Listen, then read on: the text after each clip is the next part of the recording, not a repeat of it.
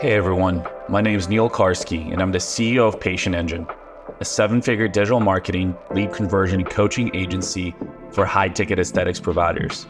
And I would like to personally welcome you to the Aesthetics Millionaires show, where we sit down with industry entrepreneurs to talk about their personal journeys and discuss proven growth strategies. My genuine hope is that through this podcast, we can create more success stories in this industry and help more business owners scale past their competition. Enjoy the show. Ladies and gentlemen, today I would like to welcome Heather Terveen. Heather is the host of the MedSpa CEO podcast, which is on Apple and on any other platforms, Heather? Yes, all the usual suspects. All the usual suspects, Spotify, and all the other ones. She is also the CEO and the lead coach of the MedSpa Advantage program. Thank you so much for joining us today, Heather. What would you like to say to the listeners right off the bat? Just anything I missed with the introduction, anything that could resonate with our audience here of med spa owners and entrepreneurs. Yeah, well, first, Neil, thank you for having me. I'm super pumped, especially like January 2025. It's like such a great time to be having a conversation. Well, thank you for having me on the show. Like you said, my name's Heather Terveen. I first got into this industry, I'll give you like the Cliff's Notes version, in 2006 as a licensed esthetician and certified laser tech. I worked both in plastic surgeon, and then I helped a family practitioner launch and grow her med spa. And then fast forward a lot of years. I'm old. And now I get to work with med spa and aesthetic clinic owners and help them grow. And I have a podcast called the Med Spa CEO. And our main program is the Med Spa Advantage, where we help practice owners really grow through like three core areas. We help them create irresistible signature menu offers, packages, and programs that are unique to them, and then help them create a sales and marketing system that really back-end engineers to those offers. Got it. And you said that I want to dig into your history a little bit because that's very important. You were an esthetician. Uh-huh. And then did you own a practice, you said? No. I helped the family practitioner with sales and marketing. So I had like two roles with her. I helped with sales and marketing and then also was a provider in her practice. And I spent the lion's share of the years that I worked inside of a practice with her. And honestly, working with a family practitioner informed even like the consult process that I do with clients right now too. All right, I like that. Headway to the consult process. Yeah. What do you see in our industry? What do you see the biggest gaps with the consult process? Inconsistency. So inconsistency around what the expectations are across providers. And then inconsistency in actually having an annual consult process. So similarly to like family practice, which is what kind of was the impetus of us having an annual consult process, is that the family practitioner that I worked with, she, really took the fact that like when you go to see your primary care doctor, you have like a physical or a well check every single year.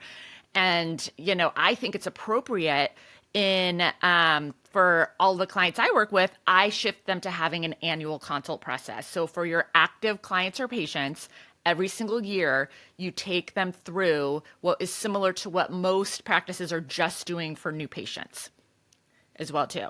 So that's number one. And then the second part is just inconsistency, not having radical clarity on what you want all of your team members and staff members and providers to actually take a patient or client through. It's kind of like, like high level You might tell somebody what they want to do, but what I found with all the clients we work with when they come to us is that there's inconsistency across providers on what the process is. And it's usually because 9 times out of 10, they just haven't like really gotten it down, like radically clear what they want those steps to be. Does that make sense? Yeah. Yeah.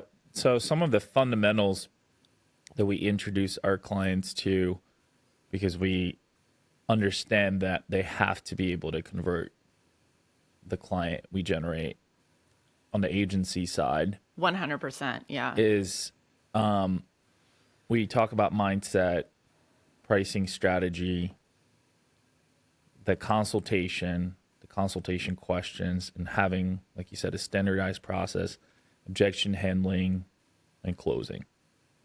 And I think that for the most part, everybody struggles in one or more of these areas. Sure. So I think it's important to dissect where. But I also am finding more, and I want to have you speak on this a little bit, that a lot of times I don't see that there's a right provider in place that's doing the consultations, or that the provider is not incentivized to potentially convert clients because they're maybe focused on getting them results. For example, estheticians, they're amazing, but they're focused on getting clients results. They're not focused on selling and converting. So unless, you find the right provider who has some sort of a skill set or is coachable, that is incentivized and has a proper commission structure in place to convert, you're going to struggle with that. What are your thoughts? Yeah, no, that's a common problem as well too. And what I found that helps, one area that really, really helps is if we can connect the results to the actual offers that you're having. Because for most estheticians or injectors or what have you, they're coming from a good place, meaning like they care, if you will. So if we can actually tie the idea and the mindset, like you said, to the fact that we make sure that there is really clear offers that are results driven for them, and that's why I'm so bullish on like putting together packages and programs ahead of time, because it makes it easier for a provider to sell.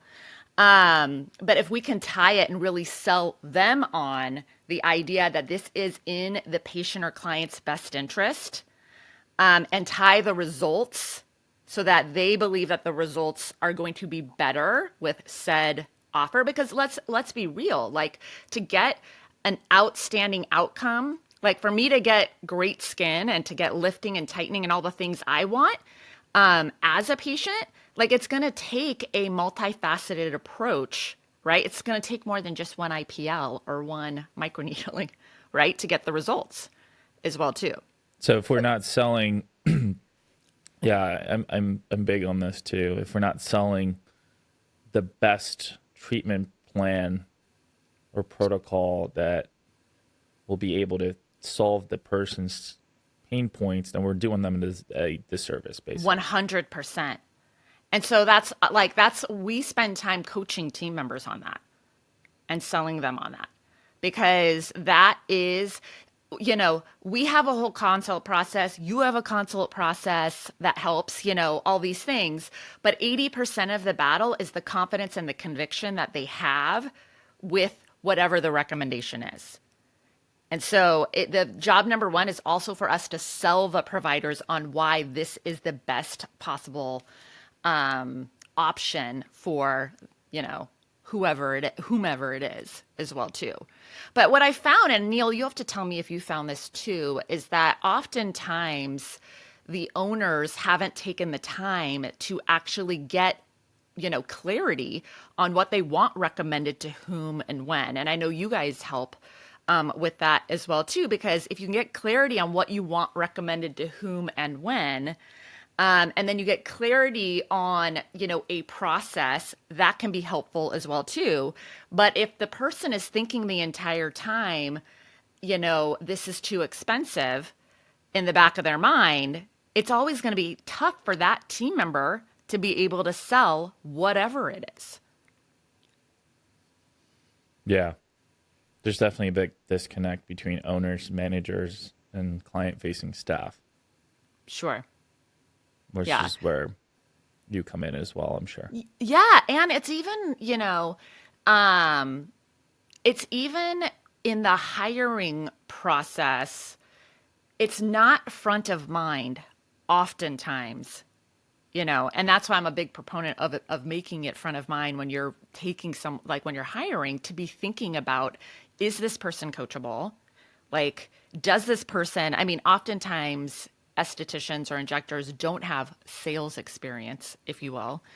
But, is it somebody that we think is going to be open to sales coaching or learning how to sell as well too? Because, it's not front of mind many times when practice managers or owners are hiring. They're really filtering for, like, is this person a skilled provider or skilled technician, instead of looking like at some of the psychographics of the person in front of you to see, are they going to be effective? Because, in our industry is a little different. You're not being, shipped off to a salesperson after. Do you know what I mean? Like, the provider is the salesperson. And so having the qualities of some of those things that, personality wise, even, that will help make them more of an effective salesperson is important as well too. Definitely, definitely. What is the most important question a provider can ask in a consultation? I know there are a few, but what is the most important one? The most important question that a provider could ask in a consultation.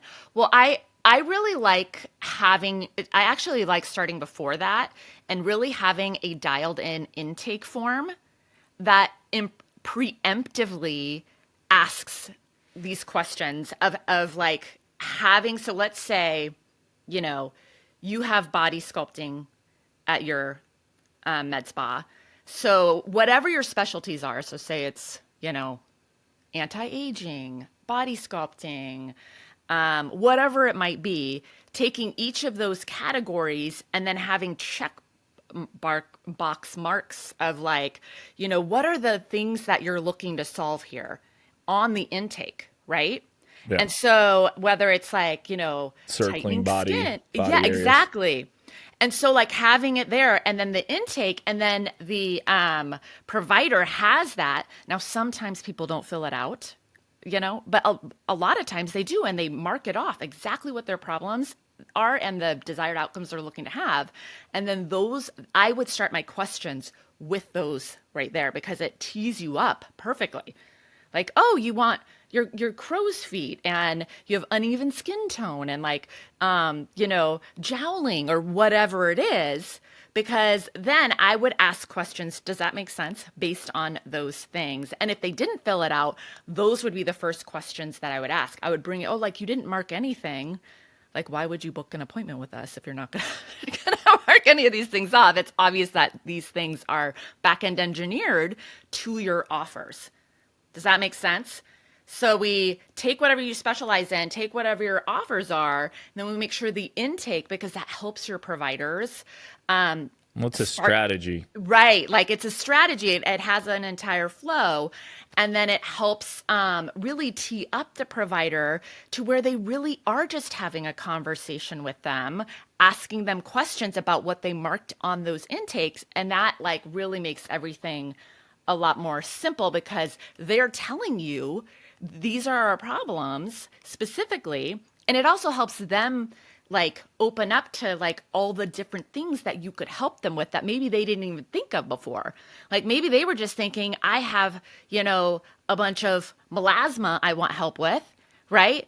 But then I look at this form and you're telling me it also pre-sells them on the fact that you can help them in all these other key areas too. And so I always recommend you start your questions with that, and that you back-end engineer the intake to tee your providers up that way as well too. Does that make sense?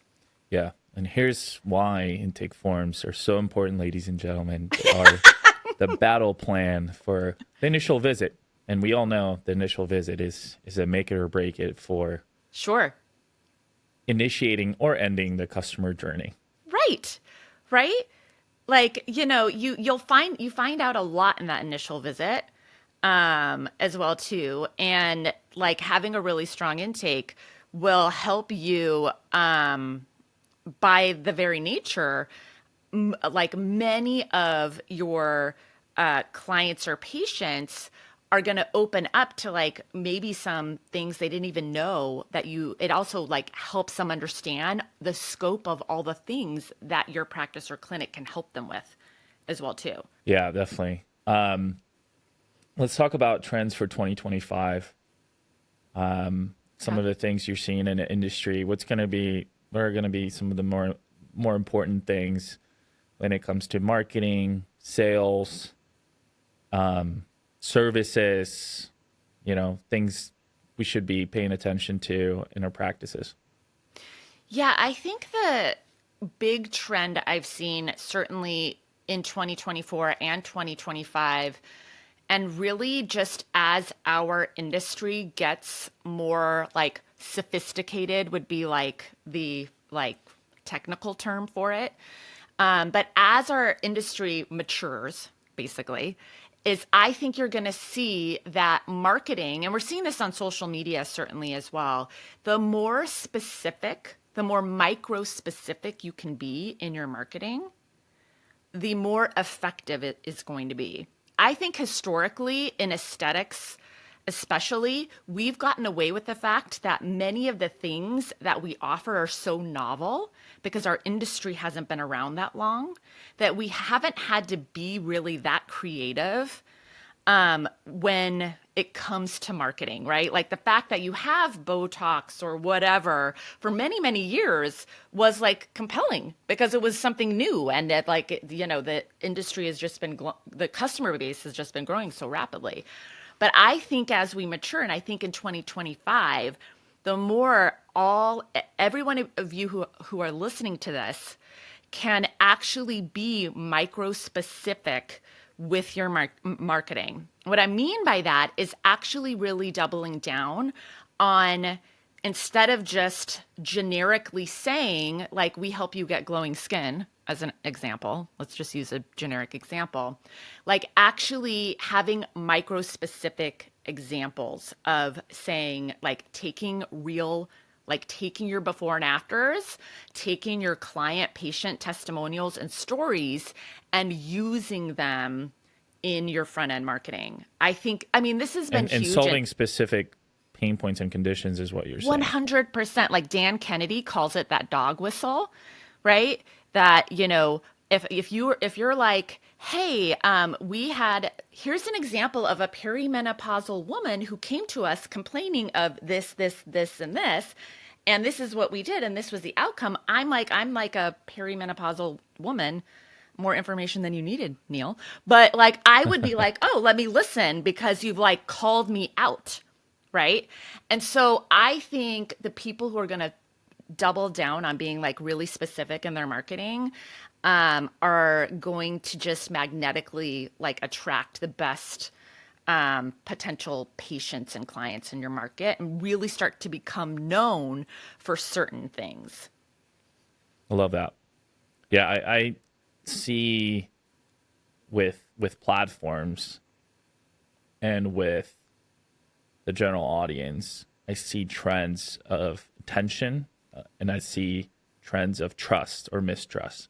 Right. So there's years where, reels and videos will be popular, and and then they're like, no, we can't pay attention to this, or we just can't watch this whole thing. We need shorter videos than images, and then it kind of wavers back and forth around, the attention spans, right, and people's willingness to engage with content or with the platforms. And then I also see periods of trust and mistrust, and I do think that we're in an era of mistrust or distrust. And I think what you're saying is what we're also seeing on the marketing side, where, the videos of treatments are becoming a lot more in some markets at least, they're becoming a lot more effective, or people are a lot more receptive to them. And before and afters are, clutch. They're massive, right? I know Totally. before people come to my spa, we send them to our results page so they can see, hey, this is possible and this is achievable, and Totally. this has taken place before. We've helped people get results like this. And even in my agency, where there's a million providers, probably more little tiny agencies than even med spas. And at this point in time, we're big on video case studies and testimonials, and making sure we're really just fueling our YouTube channel with as many as possible, because that's a huge testament. Is 100%. has it worked for other people? Right? It's the question we're trying to solve to build that trust back up. What other trends besides that? That's huge. I love that. What other trends or key things we should be paying attention to this year? I mean, owners? I still think video is huge. And so, a lot of, whether it's the owner or you're having providers participate, I think getting like organic video, having some sort of a process of getting organic video, whether it's short for like all different variations of it. Believe it or not, there's still a lot of practices in med spas. I work with a lot of them that still have not really doubled down on video. And I think, it's only gotten more important to have a way to consistently get organic video. Are you seeing that as well, Neil? Yeah, for sure. I know that when I started, organic video, even terrible quality, was doing well. Right. Then people, then for a long time we just ran static ads, images, and they did really well. And then recently we've seen a big uptick in videos, and people's actually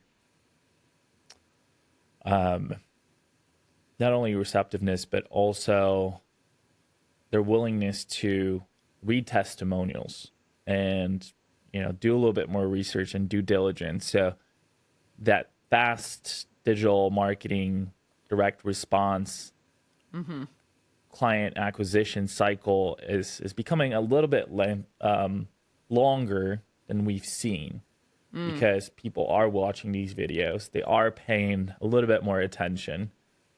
I think that for us as marketers, we want to try to get that click. We want to get that lead. We want to get that booking request. We want to get that deposit as fast as possible, because it's in our best interest to get that for the clients. And I know my med spa is a direct beneficiary of that, but we have to understand what we're seeing from our clients. So like in some cases, do we maybe include less information on the funnel and give us an opportunity to explain things over the phone? I know a big trend people always have been talking about is AI this, AI that. Right. And I do think that for some industries, it has been a very good, helpful tool. I think in our industry, there's so many nuances with the treatments. Yeah. And expectations and timelines and goals, and people are asking really individualized, personalized questions that, when you're trying to train an algorithm, it usually cannot answer those types of questions yet. And you mean for like customer facing support, like a lead conversion? Lead conversion. So I think it does a decent job for existing clients who are doing a very transactional task, like, hey, I'd like to book another appointment. Right. Well, you already have a relationship with them. Customer support is one thing. Lead conversion, which is a marketing and sales hybrid support mechanism, we see that in our industry, that piece still requires a heavy leverage of human connection For it to actually work. Definitely. So I think AI can make things and tasks get a lot of stuff off the plate for Mm-hmm. certain functions or tasks, but I don't think it's, in my opinion, it's still not a tool that is going to replace human beings for a lead conversion, especially what we do, a patient engine for direct response marketing, Right. where it's somebody who sees an offer and then they probably have a lot of questions. And guess what? A lot of clients also have certain expectations of how those questions are answered as well. So there's a lot of nuances to consider. And I think that the more custom variables there are, the harder it's going to be to get AI to actually work for you in a way that you want it to work, right? Because Sure. it's a standardization tool and obviously an automation. For sure. For sure. Yeah. Are you using it for content? I certainly think we leverage it in some ways Mm-hmm. for inspiration and brainstorming Yeah, and we are but too. Mm-hmm. right, but it's I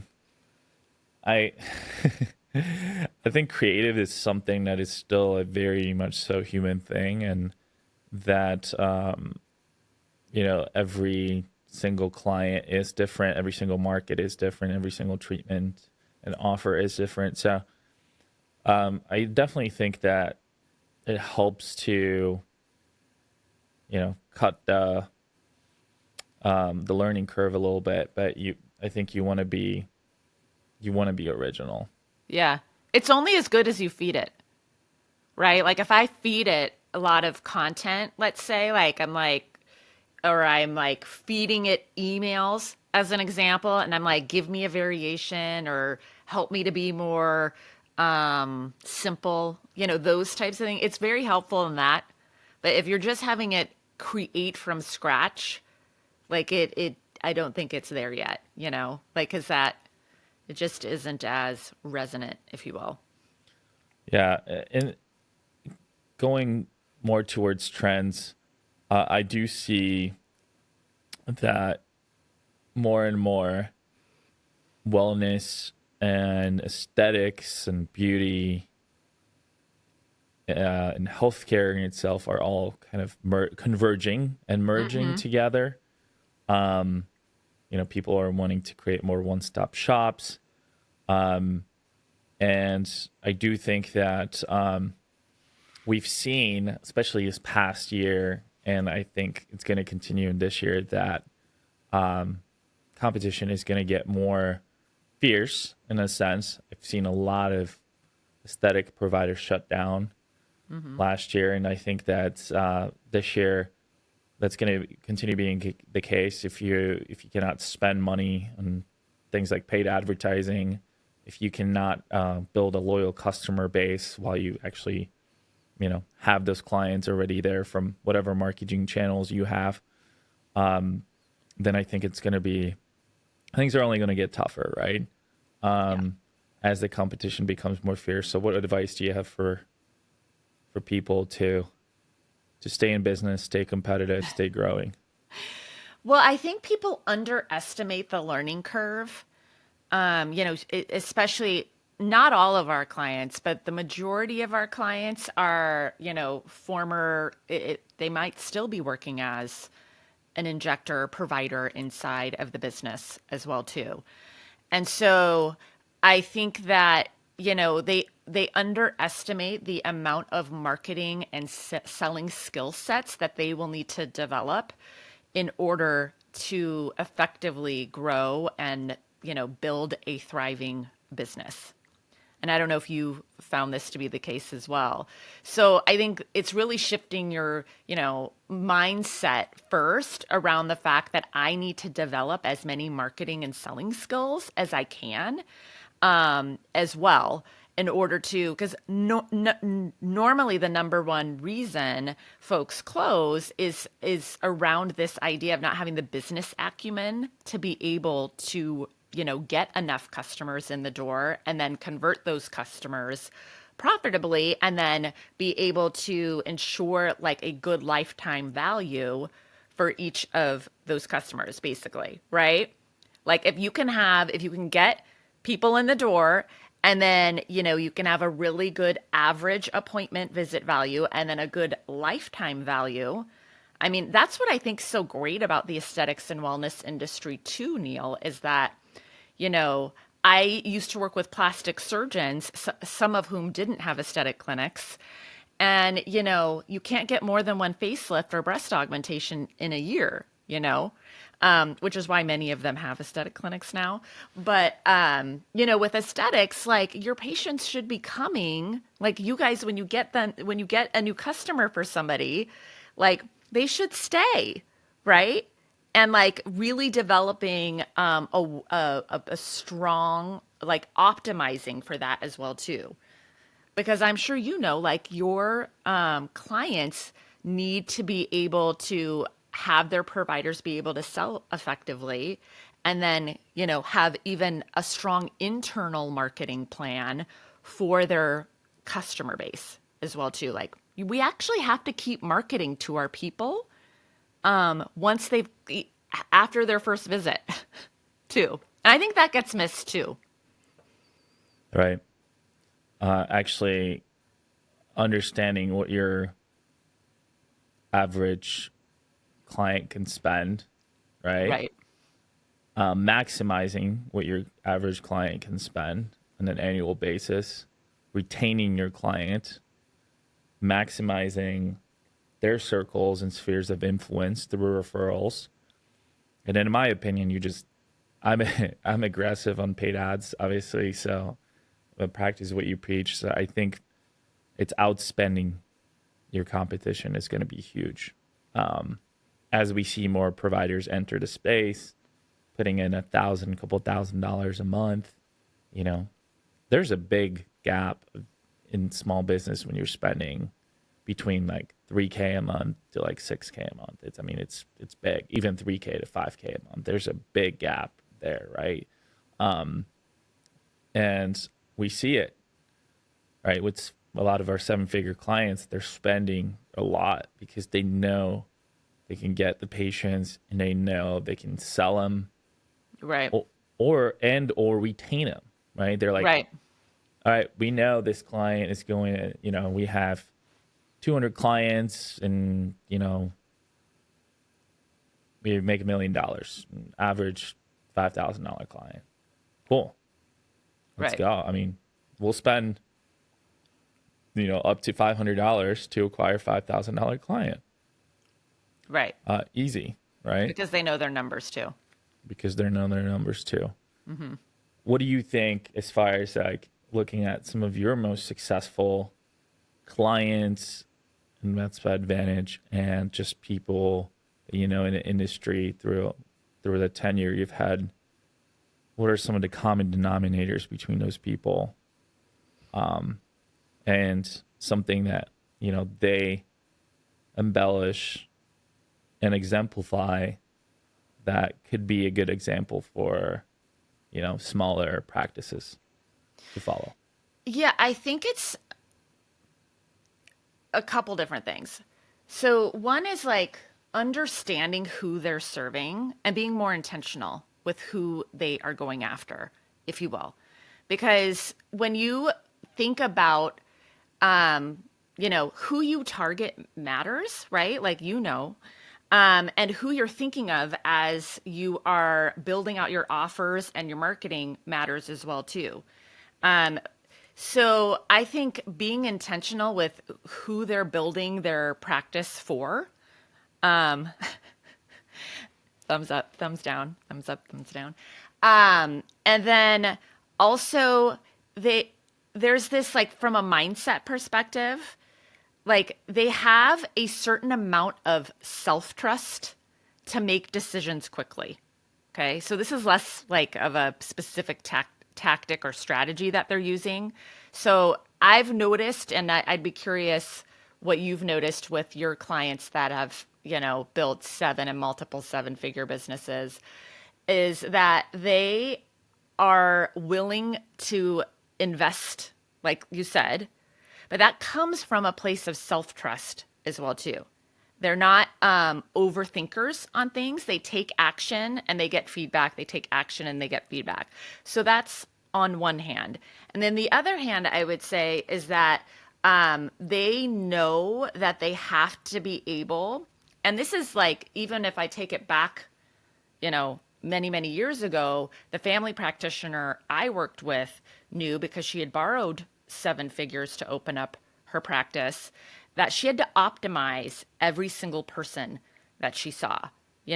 Like I think the people who sometimes struggle are on the reverse hand, are the people who are trying to be like an affordable option, if you will. And I'm not saying you have to be like a luxury, like, I'm not talking about price gouging. I'm just like underestimating the fact that every single customer matters. And if you like take basic numbers, let's take like a really basic number of like 100 patients, right? And let's say you're collecting $2,000 from 100, that's $200,000, right? I'm using really simple baby math because that's how my brain works. If we can help you just take 30 of those 100 folks and you start doing the math on selling them $10,000 in that year, that's $300,000 across those same 100 folks, right? And if you know you can do that, then you're not as scared to invest in the ads either, right? Because a certain percentage. So I think people underestimate optimizing for that. And my best clients get that. They get how important it is that everybody on their team is able to sell effectively and to sell comprehensive solutions. Yeah, the marriage between marketing and sales and the right expectation setting. Right. I think that's huge. I know that on Mondays I do a huddle with my staff at my spa, and we talk about how many new bookings we have for the week, how many new consults we have, who's coming in. Do we have people who are coming back for memberships? Do we have people who are coming back finishing their treatment plans? What's the plan for them to continue? At least leave a review, maybe refer somebody, maybe consider selling them something else. Yeah. We talk about, our goals as far as how many people we want to upsell, what do we want to upsell them to, and really putting together a weekly forecast that's going to build our monthly, that's going to help us compound those results on a weekly basis, so we can get our monthly revenue and continue towards hitting those goals. So expectations are key, I think, in my opinion, as I'm seeing with staff. Like sometimes people think like med spas, it's almost like they're not ran as true businesses in a way. It's strange because I'm like, I come from consulting, and I wanted to bring that background into not only the agency and some of the coaching that we do, but also in my spa, where it's like, no, I should be looking at financials. I should be trying to understand what's my average package sold. What's, how much does my average client spend with me? Are people, referring others? What's my return on investment? How are my campaigns performing? So numbers are key.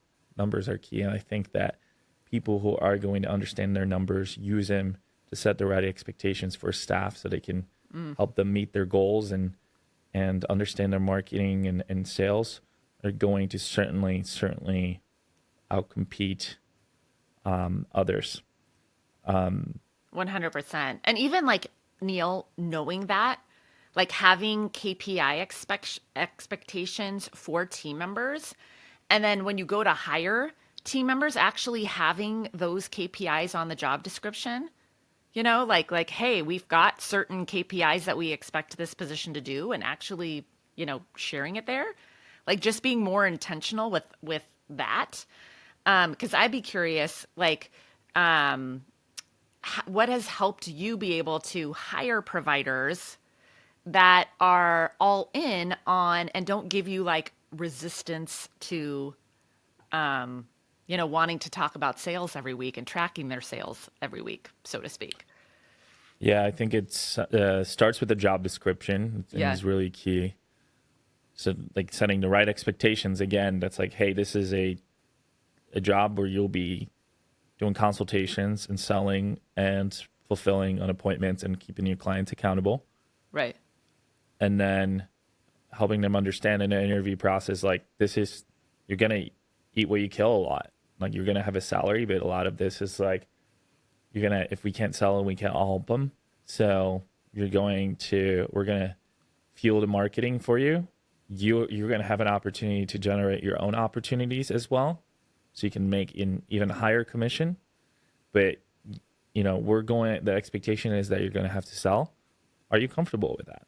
And it starts there, right? And we're gonna give you the right sales training, so you can sharpen your pencil, and once new consults start coming in the door, you want to sell them, like you said, the right treatment plan that's going to help to solve their pain points. And I know I'm oversimplifying, but it really starts from identifying the right profiles of people who come from some sort of a aesthetics background, but have experience in selling, or maybe some other, if you can swing a non-medical role, then have somebody who either sold similar types of services.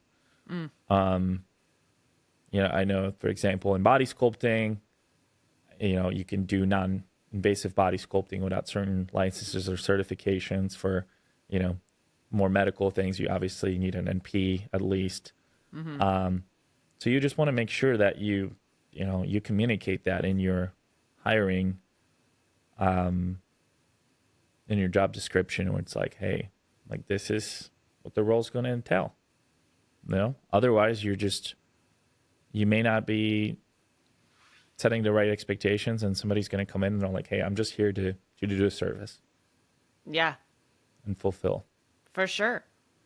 And I'm sure a lot of people listening to this have, hired without clear expectations, if you will, right? That they didn't get down. And that's when you find you're left, you have like that variability across providers too. Like that's a very common thing that I've seen, is like, you're like, well, some providers are just crushing it. And then you've got like a handful of providers who aren't, right? It's like the same ads, right? If they're working with you, same practice, same offers, if you will. The variability is just like the person's not like either following through on what the expectations are, or, is just avoiding the selling into the more comprehensive solutions. But no, that's, yeah. Speaking my language, Neil. What do you have planned this year to grow your sphere of influence in your business, with your podcast, with MSA, so we can fill in the fans? Yeah. So we got big plans in 2025. Like you, I love investing in ads. So I'm always running meta ads as well too. So that's a big part of my visibility strategy. Love me some good funnels, if you will. I'm doubling down on my podcast, like doing a lot more live recordings. I've brought on a video team, may jump on YouTube finally this year, Neil. Let's go. As well too. And then just expanding some of the trainings that we are offering outside of the Med Spa Advantage as well too. So just like doubling down really on those things. 2025 is going to be an epic year. Yes, it is. Definitely better than 2024, which was a crazy whirlwind. Oh my God. Craziest year I've seen in a long time. Where can people find you? So they can go to heatherterveen.com. I'm at Instagram at heatherterveen. And then the Med Spa CEO podcast is probably the best place to start to kind of get into my ecosystem, if you will. Heather, thank you so much for coming on the show. We hope to have you back again soon. Thanks for having me, Neil.